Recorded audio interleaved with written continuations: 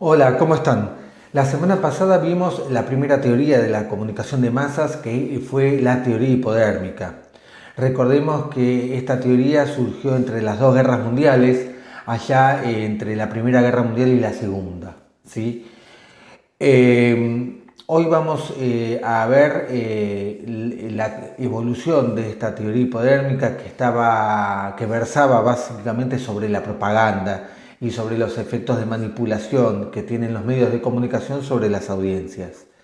La evolución se da de la mano del sociólogo norteamericano Harold Laswell, profesor de la Universidad de Chicago, quien en 1948 plantea un modelo superador y explicativo de esta primera teoría.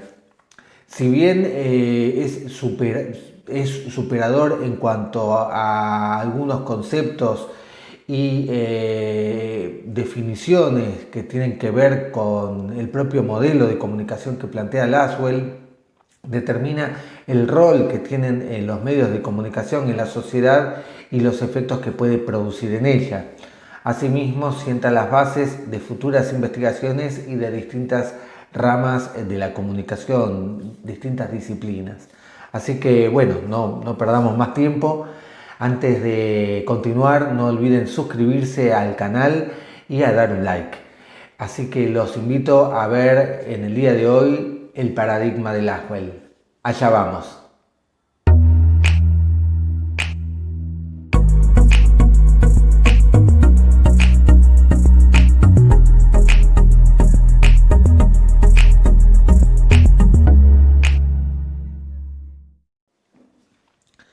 El paradigma de Laswell, si bien plantea una evolución respecto de la teoría hipodérmica, en realidad todavía continúa bajo la idea de que los medios de comunicación manipulan a las audiencias.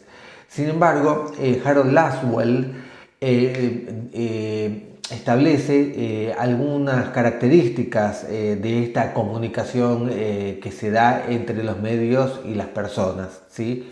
Una de ellas es la asimetría que hay en la comunicación, es decir, el carácter unidireccional del proceso de comunicación, es decir, el emisor, es decir, los medios de comunicación, envían a través de un canal un mensaje que llega a las audiencias, pero estas audiencias no pueden responder, sino que reciben pasivamente el mensaje.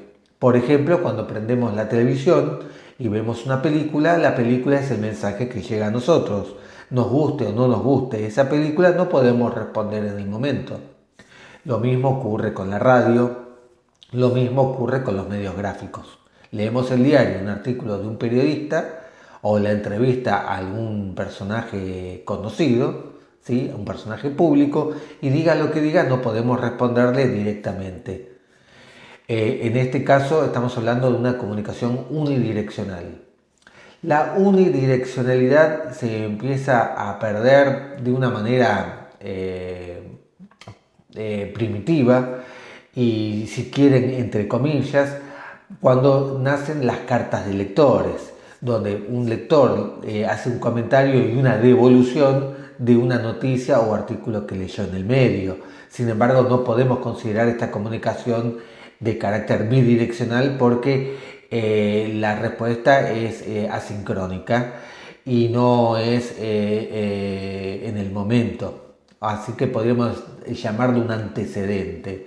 Lo mismo pasa con los comentarios o los llamados al aire del público a la audiencia en un programa de televisión o en un programa de radio. No podemos hablar de una bidireccionalidad salvo cuando el conductor del programa de televisión o de radio pone en el aire, en vivo y en el momento, al entrevistado o al interlocutor que está del otro lado de la línea telefónica. En ese momento podríamos hablar de una bidireccionalidad, pero limitada a 2 o 3 personas, ¿no? Cuando se hace una conexión en simultáneo y no mucho más. La gran audiencia o la gran masa de la que hablaba en el video anterior Ortega y Gasset queda relegada a escuchar lo que dice uno y otro de una manera pasiva. Así que todavía no hablamos de bidireccionalidad.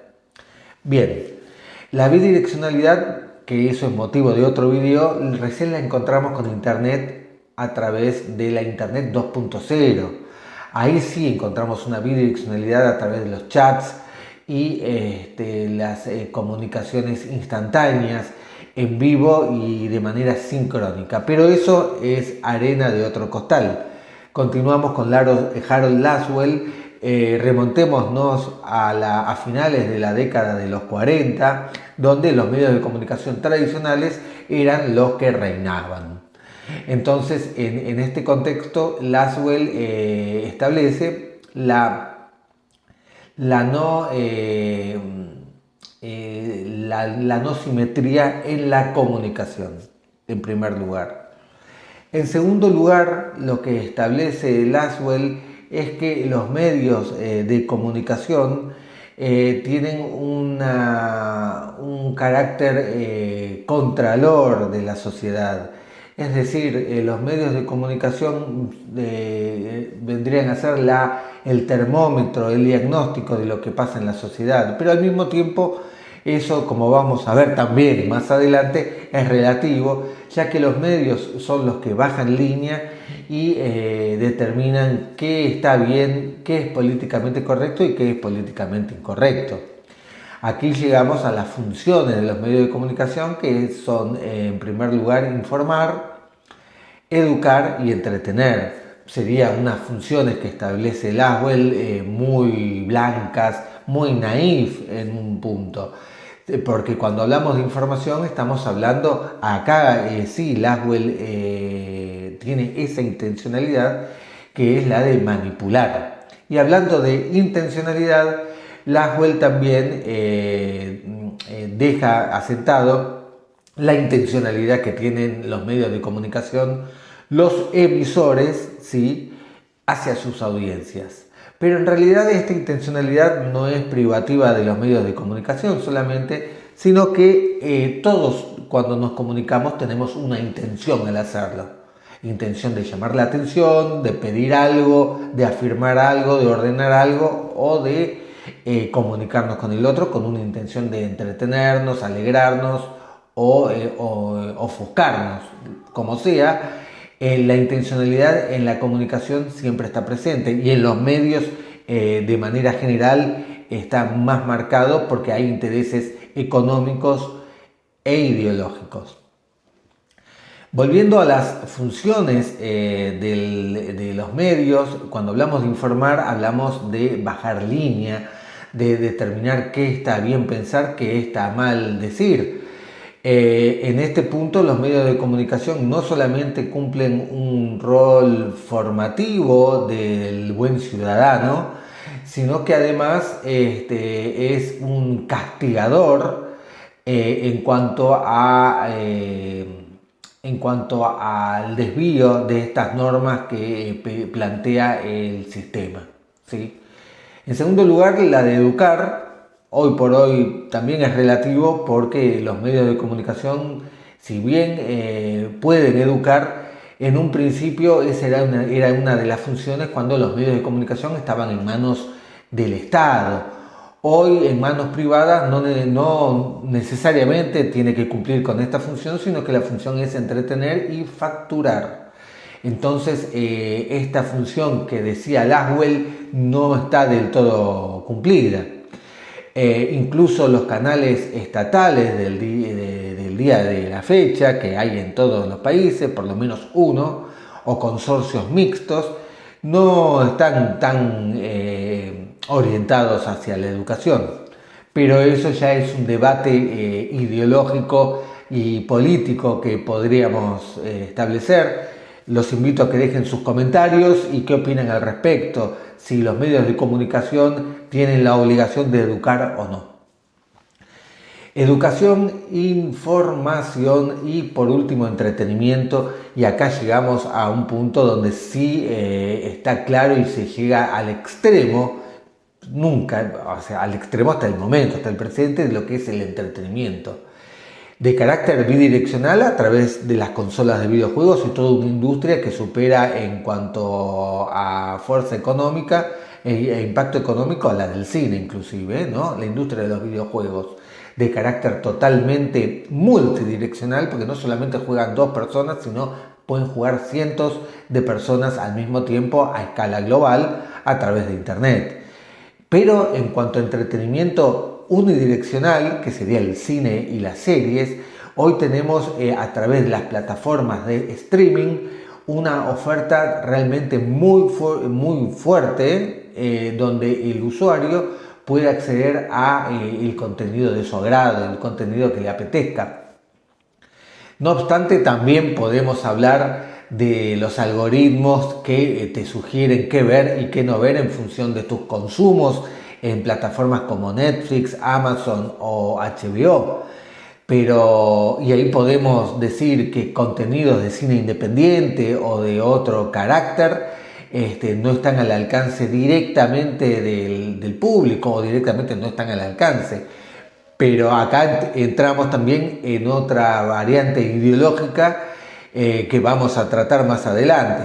De todas maneras, en este video invito a nuestros oyentes y televidentes o youtuber videntes que opinen al respecto. Así que esto fue el paradigma de Laswell, que además plantea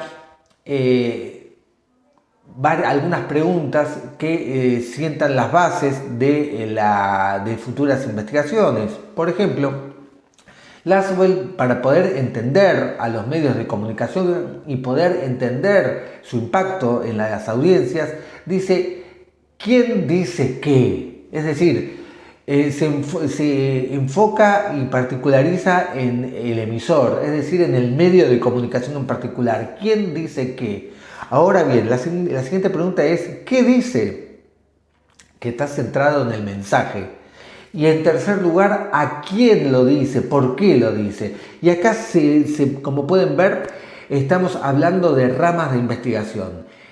¿Quién dice qué? Son todos los estudios relativos a los medios, relativos al emisor. ¿Qué dice qué? Son todos los estudios y todas las técnicas que se han creado y desarrollado de análisis del discurso y análisis del contenido. ¿Y a quién dice qué? Es el análisis de las audiencias, los efectos que producen estos mensajes en las audiencias, a través de qué canales. Son los estudios de las distintas formas de transmitir o de hacer llegar estos mensajes de manera gráfica, audiovisual o electrónica, totalmente digital, por ejemplo. Todas estas ramas de investigación tienen lugar a partir de la década del 50 y dan lugar a distintas disciplinas como el marketing, la investigación de mercado, los estudios cualitativos, los estudios cuantitativos, las distintas proyecciones, y las utilidades que tienen son muchísimas, pero básicamente todos estos estudios se utilizan no solamente en ámbitos académicos, sino en ámbitos empresariales. Los propios medios utilizan los resultados de estos informes y de estos estudios para poder determinar qué mensajes producir, ser asertivos a las audiencias, al público objetivo al que está dirigido determinado mensaje o no. La publicidad va a perfeccionar sus técnicas para poder vender más y mejor a través de distintas herramientas que afectan la atención, el interés, y lo lleva a la acción de compra a la persona que es atacada. Seguimos hablando de manipulación, no se olviden, por la publicidad en cuestión. Y por último, no dejemos de lado, sino que las campañas políticas se apoyan en todos estos estudios y en todas estas herramientas para convertir al candidato no en un político de barricada como era antaño, sino en un producto para vender. Y hace hincapié no tanto en las ideas que propone, sino en la figura misma del candidato. Pero eso también es historia de otro video. Así que, queridos amigos y amigas, esto fue el paradigma de Laswell. Espero que les haya gustado. Estoy persuadido que sí. Nos vemos la semana próxima y como dije antes, no olviden suscribirse y darle un like. Los quiero mucho y nos vemos en la próxima. Chao.